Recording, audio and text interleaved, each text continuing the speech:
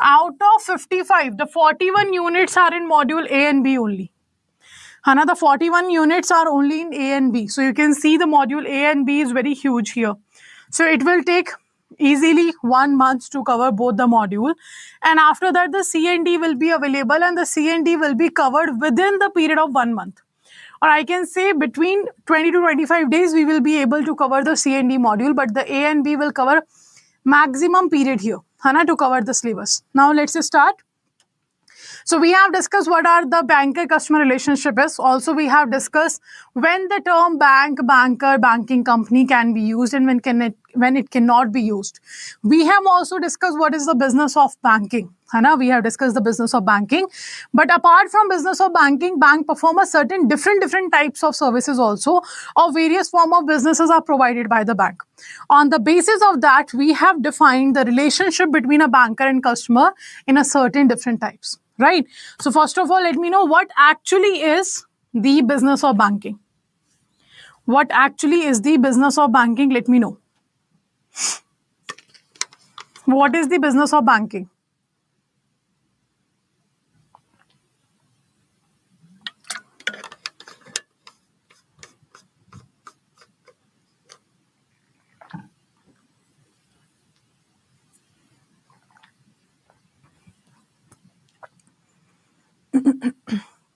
Okay. Yes, 3 things are there. The business of banking says the first, the acceptance of deposit from the public. Not from anyone, but from the public. So accepting deposit from public, very good, for the purpose of lending or investment, and it will be repayable on the demand of the customer. So this is the business of banking that has been given to us. But apart from these 3 activities, depositing the money, or I can say accepting the deposit from public, providing loans and investment, and the repayable service, apart from these 3 service, bank provide various form of business that is defined under the Section 6 of Banking Regulation Act. Hana? And it is very much defined under the Banking Regulation Act. If you are not accepting money from the public, if you are not accepting money from the public for the purpose of lending or investment, then you cannot use the word bank, banker, or banking company. So all this has been defined here. We have discussed all these things already. What are the requirements to be called as a bank? First, we have discussed in the section 5B. We have got the definition of banking. Hana, like what is banking? Right, that we have discussed in the 5B. After 5B, we have discussed that the section 5C says in which condition the banking company name will be used. So what is the banking company? That is defined under section 5C. Then the section 7.1 talks about what Banking Regulation Act prohibits to use word the banker, banking, or banking company. When you are not able to use these words, that is defined under section 7.1. The section 7.2 talks about prohibit the use of such words by an individual or a group of individual or a firm. Okay. So these 4-5 sections are very important that we have discussed. Now we have discussed the money lenders are not bankers. And the conditions of to be called as a bank, banking company, or banker, we have discussed that. Now, apart from that, we have also discussed the section 6 of Banking Regulation Act. With the section 6 of Banking Regulation Act talks about the various businesses that is provided by bank. And all these are the various businesses that bank can provide. Okay, so this is what we have discussed. Now, who is customer? Who is your client? Who is beneficial owner? All this we have discussed on the basis of for the KYC requirement, and the otherwise we have discussed both. Right? Yes, okay. Now, after that, we have started our banker-customer relationship with the first relation between banker and customer. That's a debtor and creditor relationship. In the debtor and creditor relationship, we have talked about like the bank will be a debtor here and the customer will be a creditor here. When the customer deposits money in the bank. If I am depositing money in the bank, it means I am giving money to the banks. It means bank will be a debtor and I will be the person who is a creditor. Okay. In case when I am depositing my money in the bank. Now, the second condition we have creditor-debtor relationship. And the creditor-debtor relationship defines that the bank is the creditor and the customer is the debtor. Now, when I will become debtor when I take loan from the bank. If I am taking a loan from the bank, then it means I am a debtor. I am the person who is taking loan. Clear? Next. Next, we have here the bank as a trustee. So this is what we have discussed already in the last class. Now we have to start as a bank as a trustee. So we have seen that we know that accepting deposit and providing loan, that's a basic business of a bank or a core business of a bank, or I can say that's a business of banking only. But when I talk about apart from these two activities, in the section 6, it has defined that what are the other various businesses bank provides. And on the basis of those various businesses, the bank has the different relationship to be known as a belly, trustee, principal agent, lessor, and custodian. And according to that, we have the next relation between banker and customer, in which banker performs or bank work as a trustee here. Okay, so what are these? Let's understand this first of all. So bank become trustee here. It means you are trusting a bank. About what? Regarding what you are trusting your bank? Regarding anything. If you left something in a bank, you have a trust on a bank, like you will get that back. So any valuables of your, it can be your document, it can be your asset, it can be your property, anything in any form. If you left that with the bank, you trust the bank that nothing will happen to your property. And there's the role of a bank as a trustee will be defined. So who is a trustee? Trustee can be a person or it can be a firm that holds and administers the property or assets for the benefit of a third party. So trustee can be an individual person, trustee can be a firm, it can be a bank. It holds and administers your property or the third person's property or the third person assets for the benefit of the third person. Let's say, for example, I went to the bank. It's a rainy season. I went to the bank, and when I came back from the bank, I left my umbrella in the bank, right? So now that umbrella is my asset. Now I left that in the bank. So I informed the bank about this particular property, or I informed the person whom I know in the bank that I left my property there, and that informed to the bank, like I left this. In that situation, I trust the bank, like nothing will happen. My umbrella will be in the bank. I can go in the next day and take that from the bank. In that situation, bank presents itself as a trustee. So you can trust on your bank for any asset of yours, any property of yours, like bank will hold it or bank will administer it for your own benefit. That's the trustee relationship bank have with the customer. So the trustees are required to make decisions in the beneficiary's best interest and have a fiduciary responsibility to them, meaning they act in the best interest of the beneficiaries to manage their asset.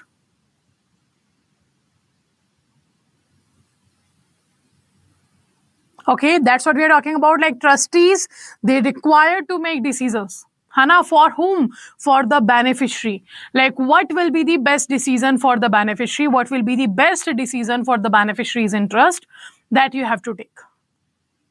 And the trustee will have a fiduciary responsibility to the beneficiary here.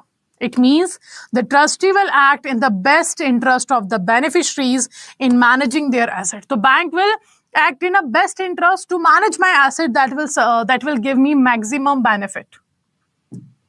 Now, if a customer keeps certain valuables or securities within the bank for safekeeping or deposit a certain amount of money for a specific purpose, the banker, besides becoming a belly, is also a trustee. It will be also a trustee. So if you put any valuable, any document, any security of yours in the bank to keep in the safekeeping or to have a safe deposit in a bank, in that situation, bank is a belly, but bank is also a trustee. So now you can understand that in the belly-beller relationship and a trustee relationship is a kind of a similar relationship, right? If bank is known as a belly, the bank is also known as a trustee, and both are almost same. The only difference is trustee at the lower level, we can say, or at the small contracts, we can use the word trustee. In a bigger contracts, we use the word that is belly. So belly-beller relationship in which bank will be a belly and customer will be a beller. So when a customer deposits certain valuables, bond, security or other documents with the bank for their safe custody, The bank, besides becoming a trustee, as discussed in the earlier relationship, it also becomes a belly and the customer becomes the beller. Now you informed the bank what is with the bank you are keeping and how the bank have to secure that, how the bank have to use that or administer that you will get maximum benefit out of that. Okay, so according to the term of section 148, the Indian Contract Act 1872, the bank becomes the custodian of the securities of the customer, and hence a belly is liable for any loss caused to the beller due to its negligence. Okay, so let's say, for example, I am a customer of a bank. I have given my valuables, my securities, my bonds to the bank to hold, right? And because of the negligence of the bank, let's say my documents, my security got taken by any other person or got in the loss or something else. In that situation, bank is liable to pay for my loss. Okay, I'm not going to bear that loss. Bank have to pay that because I already informed bank that I am putting my valuables, my bonds, my securities, my important documents with you in the safe custody. So that was the responsibility of the bank to hold it, to administer it, to secure it.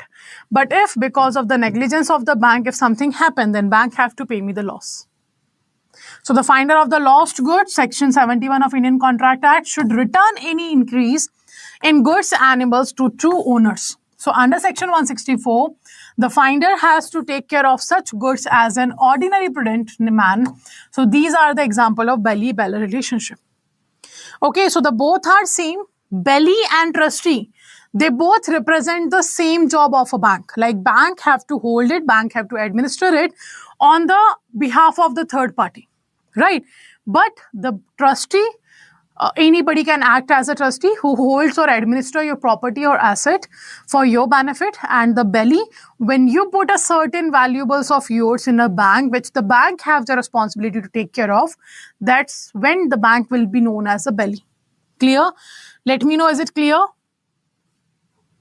Shivaji sir, what you can do drop a message on the Telegram channel of a sir and do ask there, because I have no information about it. Hana, so if sometimes if your class is not happening, you can just drop a message on a Telegram. Someone will reply you there, will inform you about the class.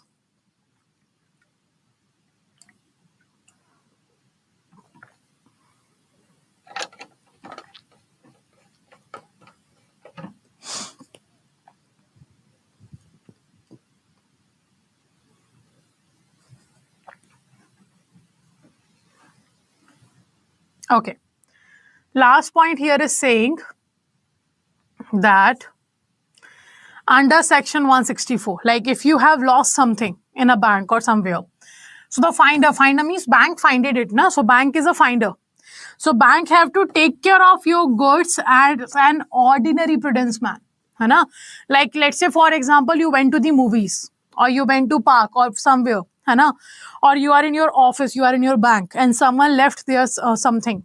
So as a human being, you take care of that. You try to know whose that particular product is related to, and you try to give them and you try to reach them so that you will be able to give them their asset back.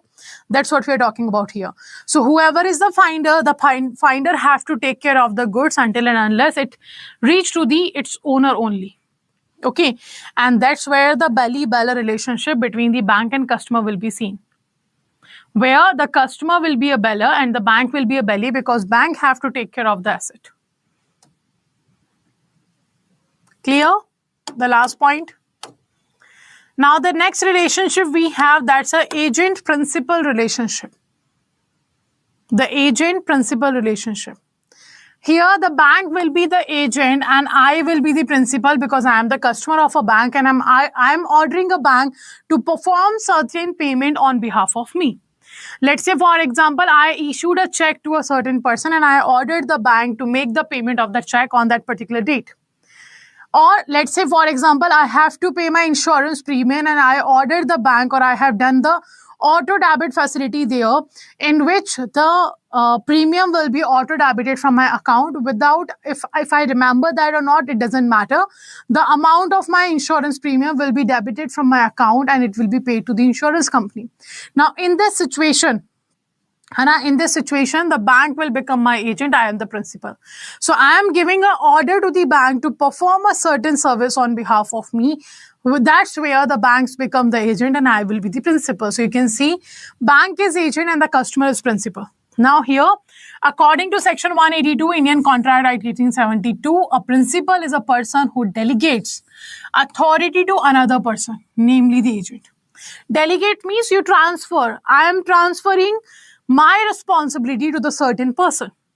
Like I have to pay the premium of insurance now, but I transferred my work to the bank and the bank became the agent and bank have to perform that on behalf of me. And that's how the bank became the agent and I will be the principal. Okay, so among the ancillary services, it means the related services of a bank rendered by the bank are remittances, collection of checks, bills to pay regularly, electricity bill, telephone bills, insurance premium, club fees, etc. on behalf of the customer. So what you do the auto debit part here and the bank will take care of all the payments of yours.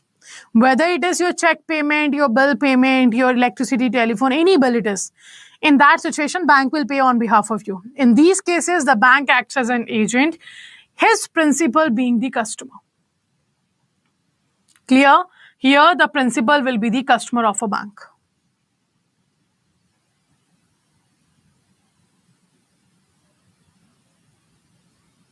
Okay, so the relationship of agency terminates on the death, insolvency and illicity of the customer on completion of the work assigned. In case of remittances, though the relationship is of agency. So what we are talking about, this relationship between the bank and customer, about the agent and principal, when it will be closed, when it will be ended, it will end in case the death of a customer. You are no longer have to pay the premium. You no longer have to pay the bills, telephone bill or whatever bill it is. Or in case, let's say the person became insolvent, in the lunacy case, you do not have to make payments on behalf of the customer. So you will not be any more agent of a customer. So in this situation, your relationship with the customer will be cancelled or it will be ended. Okay, so that's the relationship between the bank and a customer. Like the bank will be the agent and the customer will be your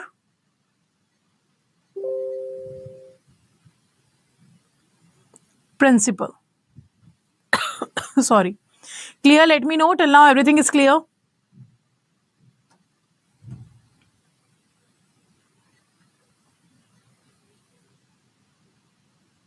Is there any other doubt?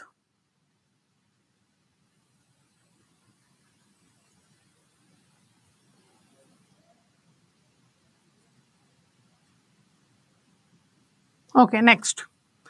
The lessor and lessee relationship. So what is it? If we talk about leasing, that's a kind of a business or service that bank is providing that is related to leasing. Leasing means something you are providing on rent. You are providing the service on the basis of rent. That's a leasing. So the leasing have the certain works here, like the lessor will be the owner of the asset. The lessor will be the tenant, lessee will be the tenant. Okay, and here the lease asset will be there. Lease asset means the property you are giving on a rent. And lease payment will be there, the rent you are paying. Okay, so section 105 of Transfer of Property Act, it deals with the lease, lessor, lessee. It will be O. The banks provide safe deposit locker to the customers for use on lease basis. So the relationship here is the lessor and lessee or of licensor or licensee. So let's say, for example, I am taking a locker facility from the bank. If I am taking a locker facility from the bank, it means what? It means simply I am renting out a certain area of a bank which is within the premises of a bank. So bank will be the owner now. So bank here is lessor. Okay, and I am taking that locker on rent. So I will be the lessee. Okay, the customer will be the lessee because I am taking the particular area of a bank on a rent. Because I have to pay the rent here. Now I have to pay a certain amount of money to the customer here. Sorry, to the bank here for every month using the locker. Okay, so the bank shall not be liable for any damage and or loss of content of locker arising from natural calamities or acts of God like earthquake, flood, lightning, and thunderstorm, or any other act that is attributed to the sole fault of negligence of the customer. Okay, so let's say if you have heard about it in the Oh My God movie, it has been seen, na? Like that was the case of earthquake. That's the act of God. So insurance company said we are not going to pay you about because it is not involved under our clauses. So that's the act of God. So we are not going to pay about the amount of that. So the same thing is there in case of locker facility. The bank will not be liable to pay you the amount in case of natural calamity, or you can call it an act of a God. Okay, or if there is a negligence from the side of the customer, then also bank is not liable to pay you the amount whatever you have in your locker. Okay, so bank shall exercise appropriate care for protection of their locker system and premises. So bank should be very careful about it. Like these things should not happen. Hana, like bank have to provide the safety from the fire and theft and etc. But if it happens, it's not what the bank has done. Hana? So if the fire happened and because of the thunderstorm or because of the let's say flood or something, it's not in the hand of the bank. So in that situation, bank will not be liable. But yes, if there is certain negligence from the side of a bank, like bank used to, or it is the responsibility of a bank to make the security available in the locker facility, but if somehow bank's negligence has been seen, then the bank is liable to the pay amount. So this is what we're talking about in the lessor and lessee relationship. So let me know, is it clear?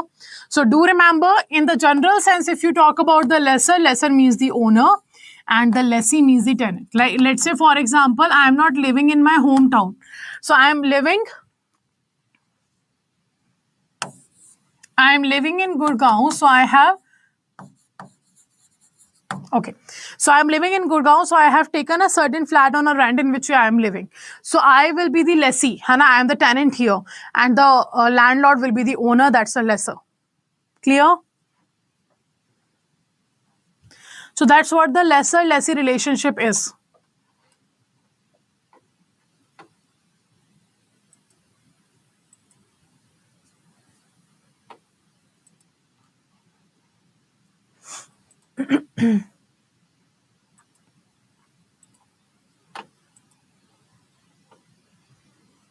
It's not fixed for all the condition, Lakshmikant sir. It will be decided on the basis of the individual locker facility. Hana, it is not like fixed amount they have defined that this have to be paid. Clear? Should we move forward?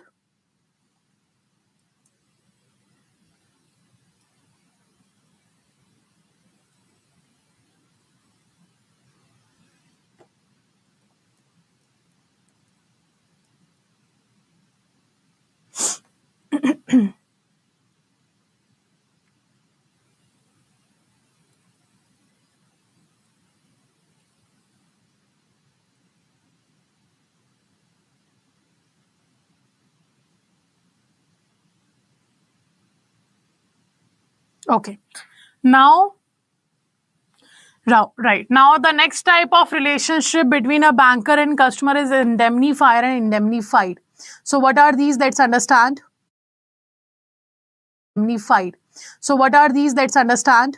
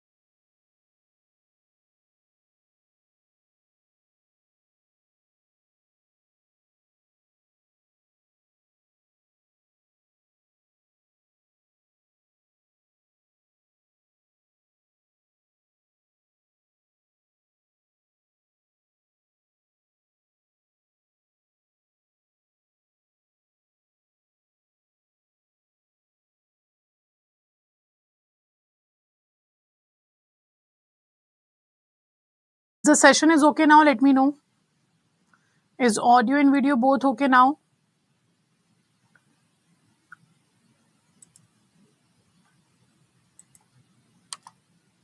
Really sorry, there was some internet issue in the office. So really sorry for the disturbance. Okay. Let's continue. So we have discussed the lessor and lessee relationship between a bank and a customer. Now the next relationship we have here, that's your indemnifier and indemnified relationship. Hana, let's continue that. So let's start. Indemnified and indemnified relationship is what? Bank is indemnified or the indemnity holder. Hana? And the customer is indemnifier. Now, what are these? Let's first understand with an example. Let's say, for example, I went to the bank. I have to pay my college fees. So I went to the bank and asked for a, let's say, 1 lakh rupees demand draft. So bank has issued a demand draft on the name of my college of 1 lakh rupees and bank has given that document to me. Now I was taking that demand draft from bank to my home. So what happened in between? I stopped at a restaurant. I have taken a coffee or something. I have done chit chat to my friends and etc. And when I reached home, I was going to show my demand draft to my parents, and then I see that is not available in my bag. Or somewhere from bank to the bank to my home, I lost that particular demand draft. In that situation, I have to pay my fee. So what I have to do, I went to the bank and I am asking from a bank to issue a duplicate demand draft. So first of all, let me know, can bank say no to this? Like, can bank say that we are not going to provide you the duplicate demand draft? Is it possible that bank refused to provide me duplicate document? No, obviously not. So bank will give me the duplicate demand draft, and that duplicate demand draft will be issued by the bank.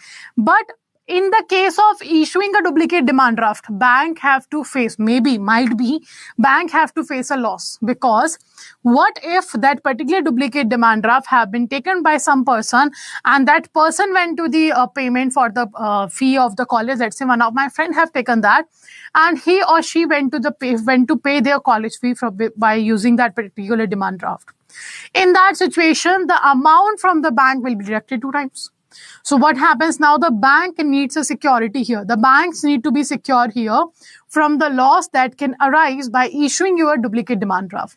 So bank will tell you to sign an indemnity bond, in that indemnity bond, it will be particularly defined, like if some loss occurs because of this duplicate demand draft to the bank, then the customer will be liable to pay that particular loss to the bank.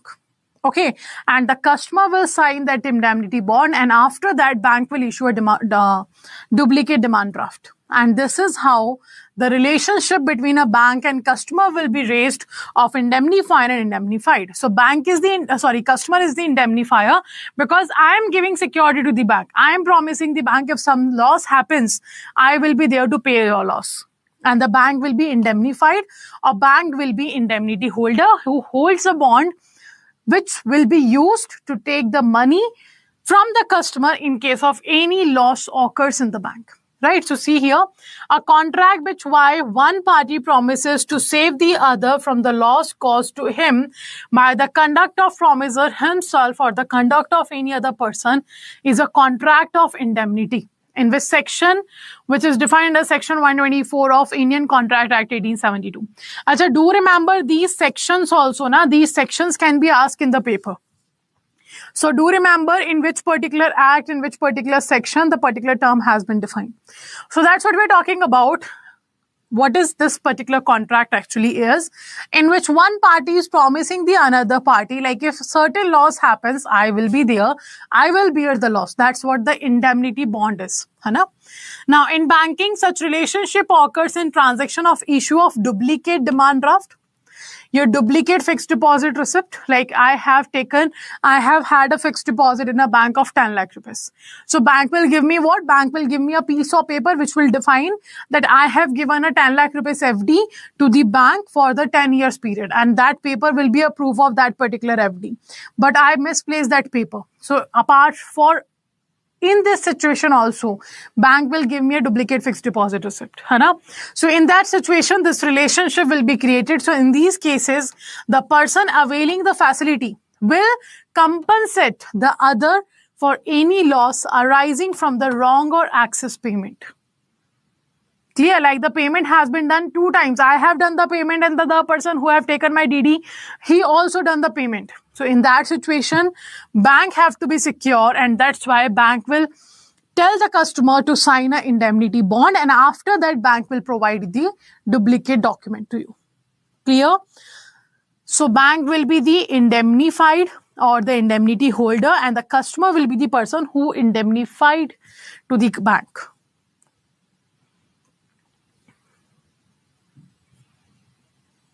Okay, now, so you can see all the relations we have seen between bank and customer, they all have been summarized in this particular list only. So first we have a deposit in bank. If I am depositing a certain amount of money in a bank, then I am giving money to the bank. So I will be the creditor, right? In case of deposit money in a bank, I will be what? I will be a creditor and the bank will be a debtor. Because I am depositing money, I am giving money to the bank, so bank will be the debtor. Now, loan from bank. If I am taking a loan from bank, it means I am taking money from the bank and bank is giving me loan. So bank will be a creditor, I will be a debtor. Okay. Next relationship is safe custody. In safe custody case, I have given my valuables, my documents to the bank, which bank will take care of it. So bank will be the belly and I will be the bellow. Clear? In case of locker facility, I am renting out a certain location or certain area of a bank for a particular period of time for which I have to pay rent to the bank.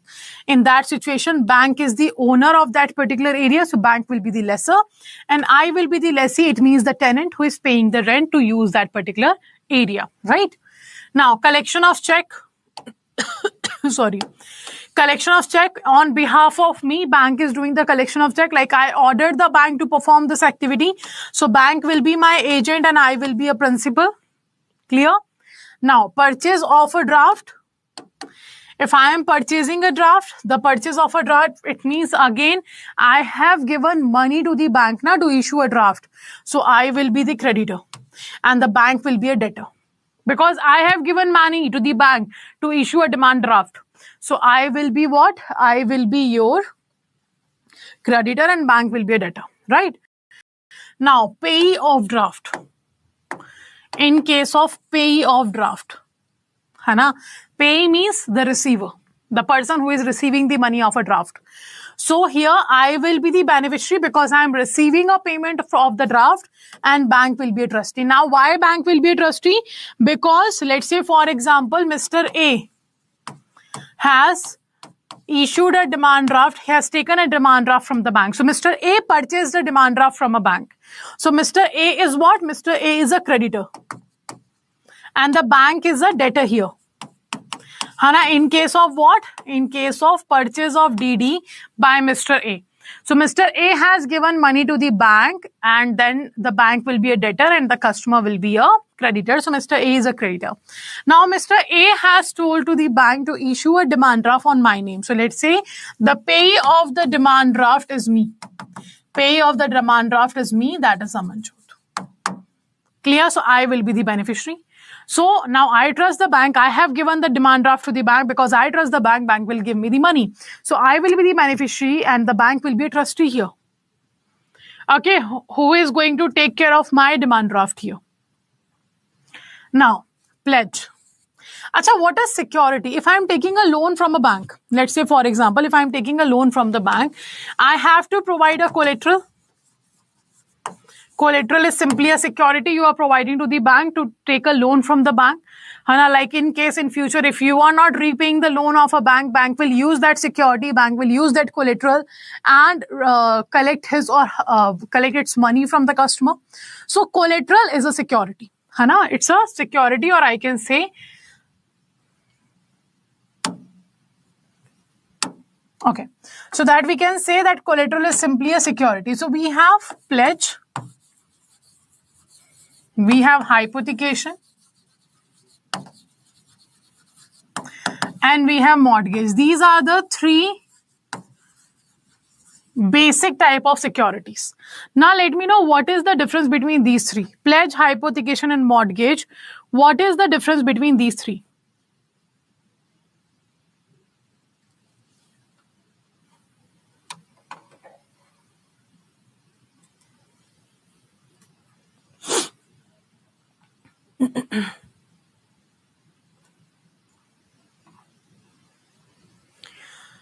Possession and ownership will be different, okay? Based on the possession. Acha. Is there any other difference? Apart from possession, is there any other difference? Let's say if I talk about pledge and hypothecation, they are movable securities. You are giving a certain thing that is movable. Any kind of thing that can move from one place to another that you are giving. But in case of mortgage, it will be what? It will be immovable. It is your immovable security. That's the one difference, right? Now, immovable, you can easily understand that will be your land always. That will be your land always. So you can have an example like house loan or home loan, you can say. Not the house loan, we can write here home loan. Example of mortgage will be your home loan. Okay. Now, how you will differentiate between pledge or hypothecation? They both are movable. They both are movable. Now, so the difference will be done on the basis of possession of a loan. So in the pledge, it is movable, but the possession will remain with whom? The possession of pledge will be lender. It means the bank. Okay. And in case of hypothecation, the possession of the hypothecation will be with the borrower. It means the customer. And if you need example, we will have a gold loan. In the gold loan case, I have to give gold to the bank. Bank will have the possession of gold and bank will give me the loan. In case of hypothecation, let's say we have a vehicle loan. Vehicle loan will be your example for your hypothecation, in which whatever I am taking, a car or bike, whatever, the vehicle will remain with me, but the papers of or the documents of the vehicle will be with the bank. That's the hypothecation. So in the hypothecation, possession remains with the borrower, it means customer, and the pledge, it will remain with the lender. Acha, what will be in case of mortgage? In case of mortgage, who will have the possession?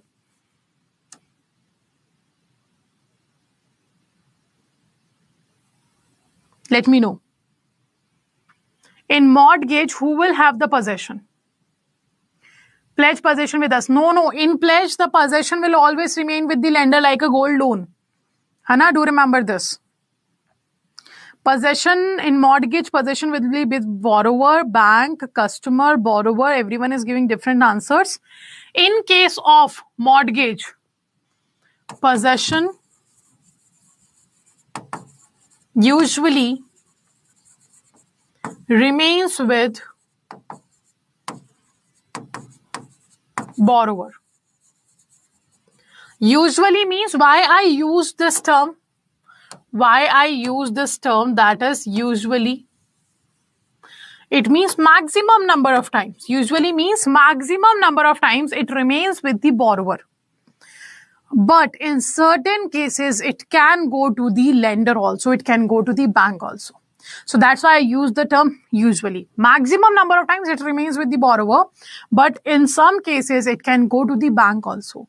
Like for example, I have my house and I have taken loan on that, but I'm not using it. And bank was looking at that same area for a certain area or a certain building in which bank can start its branch, or bank can have a currency chest, or let's say bank can have a ATM or something.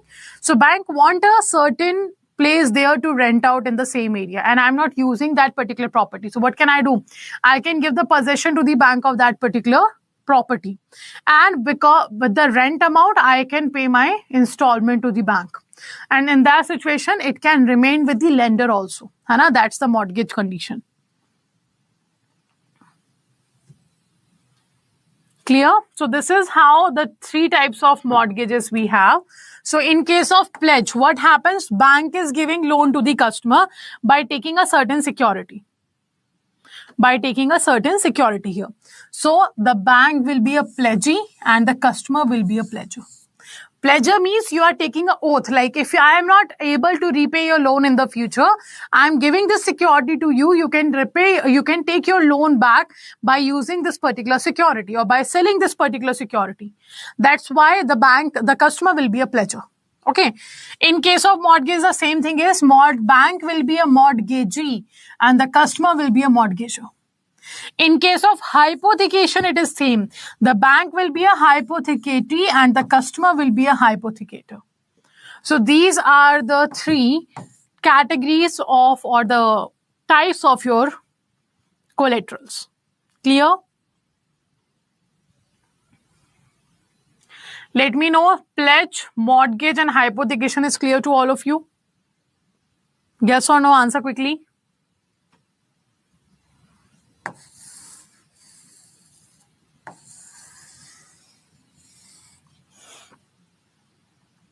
Clear. Okay, next.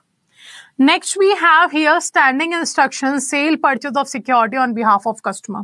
In both the cases, both the cases, customer is giving instruction to the bank to perform certain activity on behalf of the customer. In that situation, the bank will be the agent and the customer will be a principal. Like you ordered the bank, that bank can sell your securities or the shares or any kind of security you have with the bank. You ordered bank to sell it or you ordered bank to purchase it from someone else to make payment. In that situation, bank will be your agent. Next. Money deposited but instruction not given for its disposal. You have deposited a certain money in the bank, but you haven't given instruction to the bank. Like where it should be used or where it should be put. In that situation, you are the beneficiaries and bank will be a trustee. Bank have to take care of your deposit. So in that situation, bank will be what? Bank will be a trustee and you will be a beneficiary. Okay. If any article you left in a bank by mistake, again, bank will take care of your article on behalf of you. So bank will be your trustee and you will be a beneficiary. Okay. You have given a certain shares for sale to the bank. So bank will be your agent and customer will be your principal. So these are the total banker customer relationship we have discussed in your first chapter. So let me know, is it clear to all of you? This is the summary of all the relationship between a bank and a customer. So let me know, is it clear to all of you? So do remember, you have to understand the concepts. Like in which case bank will be a trustee, in which case bank will be a belly, in which case bank will be a lesser, in which case bank will be a pledgee, mortgagee or hypothecatee or agent. If you understand this particular conditions, do not try to mug up the relationship. Try to understand the condition, what bank is giving to the customer. According to that, we have decided the certain relationship between the banker and customer. So if you understand the condition or the service bank is providing, you will be able to answer what relationship banker and customer is having. So do not try to mug up the concepts here. Try to understand like what service bank is providing to the customer. According to that, they have a relationship. In the safe custody, see what is the difference. In the safe custody, bank is your belly. In the locker facility, bank is your lesser. Now, what is the difference between these two? In case you have given a certain valuables to the bank to hold it, to administer it, then in that situation, bank is a belly. Because you trust the bank. I have a certain document I have given to the bank. I have a certain asset I have given to the bank and I told bank to hold it, to administer it. Because I trust bank. I'm going outside the country, let's say for example, for 6 months. So I have given a certain document to the bank and I informed about it to the bank. Like I am giving you my property papers. I am giving you my asset. That's my luxurious car or whatever the asset I have. I informed about that asset to the bank and I have given that to the bank. Like do make sure you hold it, you administer it for a certain period of time. That's a belly relationship because I trust bank. That's why I have given that asset to the bank to hold it and to administer it. In case of lesser, I'm not giving a certain property to take care of it to the customer, to the bank. No, I'm using bank's area to secure my property, to secure my valuables, because I know the chances of theft is more at my home in comparison to the bank. So I'm using a bank's premises to secure my particular asset in the banks. In that situation, I'm renting out the property from the bank. And that's why bank is a lesser. Let me know, Dipti ma'am, is it clear? The difference the difference between both is clear.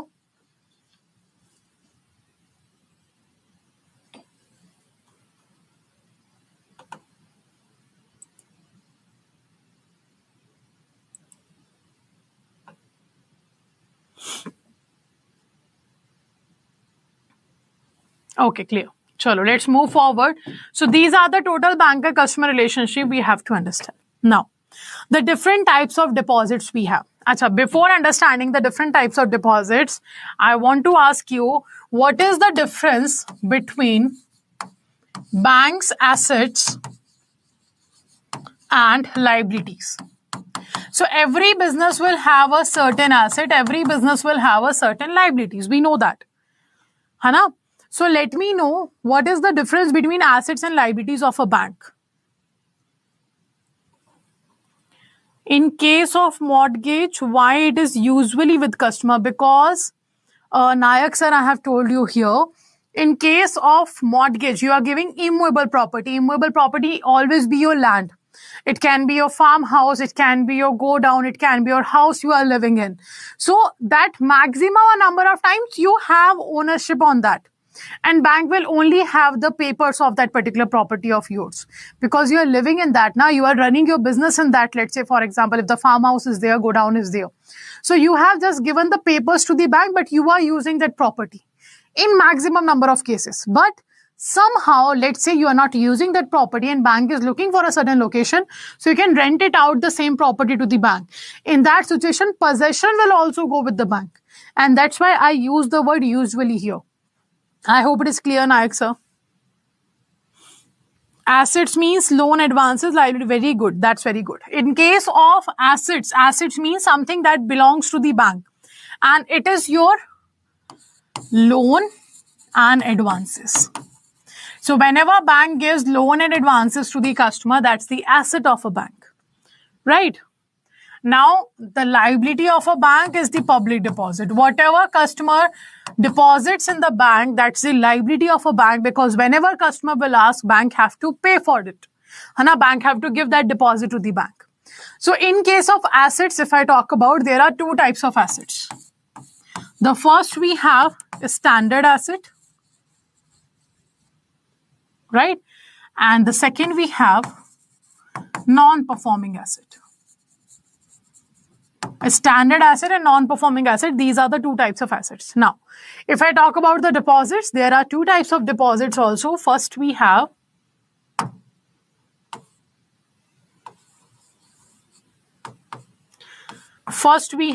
demand deposits. And second, we have term, or you can call it a time deposit also. Term or time deposit.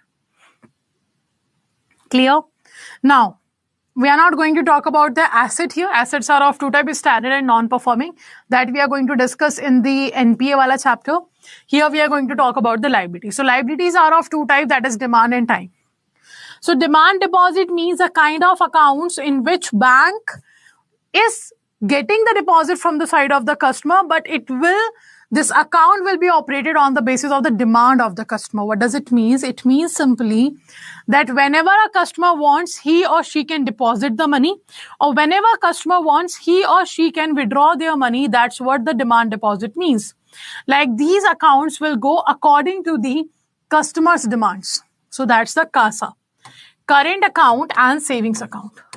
Right? In case of term deposit or time deposit, it's very simple to understand. For a particular period of time, and for a particular period of time, you have deposited a certain amount of money in the bank. And that's why it's a time deposit or a term deposit. So it will be a RAFA, recurring account and a fixed account. In general, we know them as a RD and FD. Hana? So this is the types of deposit accounts we are talking about. Deposits are normally classified as demand and time. So demand deposit payable on demand, low interest rate or no interest will be provided. It includes current savings, overdue deposit and unclaimed deposits also. Unclaimed deposit, it means the customer have not claimed for a deposit. And these type of deposit after 10 years will be given to the RBI under the DEF scheme. So there is a DEF scheme that was introduced by Reserve Bank of India, and in this scheme what happens if a customer is not claiming for his own deposits in a bank for a period of 10 years. So after the completion of 10 years, whatever the amount was there in the customer's account will be transferred to the DEF scheme. Okay, and under the DEF scheme, RBI will use that fund for the awareness. For financial awareness, for financial literacy, RBI can use this money of the customer. Let's say after 10 years, after 12 years or 15 years, customer comes to the bank to claim his or her deposit. Then the bank will provide that deposit to the customer. And immediately, and the bank will take refund from the DEF scheme of the RBI because the customer have taken his or her money back. Clear? So this used to happen under the unclaimed deposits. Now the time deposits we have, that is repaid after expiry of the deposit period. High interest will be paid, which will vary according to the duration. If I am having a RD for 6 months, the rate of interest will be different. If I am having a RD for 5 years, the rate of interest will be different. Same with the FD. If I am having a FD for 7 days, the rate of interest will be different. If I am having a FD for 5 years, the rate of interest will be different. Right? The time deposit are for a period of ranging 7 days to 120 months, period with or without reinvestment plans. So, in case of RD, this is very important. Do remember the maturities of RD and FD in a different cases. If you are having a FD and RD in a bank in Indian rupee, in INR, the FD minimum duration is 7 days and the maximum is 10 years, that you all know, right? And the RD minimum duration is 6 months to 10 years, that you all know. Now, if I am having a FD in bank, but in foreign currency. So first let me know what this type of account is known as. If I am having a FD in the bank in foreign currency, what type of account is it? No, NRE will be CASA for all. Very good, it is FCNR account. Foreign currency non-resident account. In case of foreign currency non-resident account, the minimum period will be 1 year. It can be written in a paper, in your paper, in the option as a 12 months. And the maximum period will be 5 years, that's your 60 months. So do remember in both the units. So if you are having a FD in a bank in foreign currency, minimum 1 year, maximum 5 years. 12 months or 60 months. But the other one more point is here.